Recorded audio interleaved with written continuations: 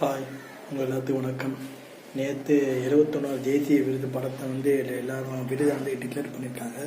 எதிர்பார்த்த வந்து எல்லாமே பார்த்தோன்னா நம்ம தமிழ் திரைப்படங்களுக்கும் தேசிய விருதுகள் கிடைச்சிருக்கு சொல்கிறாங்க. ஸோ கேரளா லவ் ஸ்டோரி சிறந்த படம்னு தேர்வு செய்யப்பட்டிருக்குது.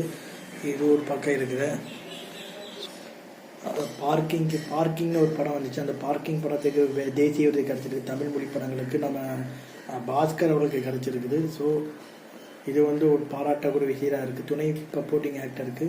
ஸோ இதனால் வந்து பெரிய இதுவாக போயிட்டுருக்கு. 12th fail. அதுக்கப்புறம் ஷாருக் கானோட ஜவான் படம், இதுக்கெல்லாம் தேசிய விருது சிறந்த இது பண்ண இப்போ ஷாருக் கான் நடிகருக்கு கிடச்சிருக்குது.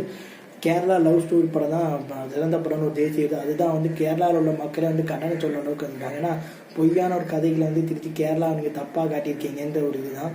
தேசிய விருது என்பது எல்லாத்துக்குமே இது. ஜிவி பிரகாஷ் தமிழ்நாட்டில் வாங்கியிருக்காரு, வாங்க போகிறாரு மியூசிக்காக. இதனால் தேசிய விருது ஒரு பாராபட்சமாக பார்க்கப்படுற மாதிரி, அரசியல் கண்களோடு பார்க்கப்படுற மாதிரி கேட்குது. ஸோ நம்ம தெலுங்கில் பார்த்தோன்னா பாலையா படத்துக்கு கொடுத்துருக்காங்க. ஸோ பகவன் கேசரி அந்த படத்துக்கு தேசிய விருது, அதுவும் சிறந்த படம் தான். பெண்களை வந்து எப்படிலாம் இருக்கணும்னு படம். ஸோ இது மாதிரியான இதுகளுக்கு தேசிய விருது கொடுத்தாங்க. இதை பாதி பேர் பார்த்தோன்னா பாஜக RSS தொடர்பு உள்ளவங்க. இவங்க வந்து சாயல் இவங்களுக்கு பிடிச்ச படத்துக்கு கொடுத்ததுனால இவங்களுக்கு தேசிய விருதான்ற அந்த ஒரு கேள்வி இருந்துகிட்டு இருக்குது.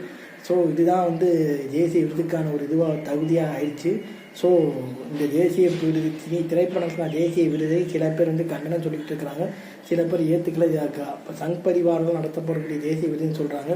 ஸோ அரசியல் சினிமாவும் கலந்து விட்டது, நடிப்பிலும் கலந்து விட்டது தான் இன்றைய நான் யூடியூப்லாம் சொல்லிக்க விரும்பினேன். சொல்லி முடித்து விடைபெறுகிறேன். பாய் பாய்.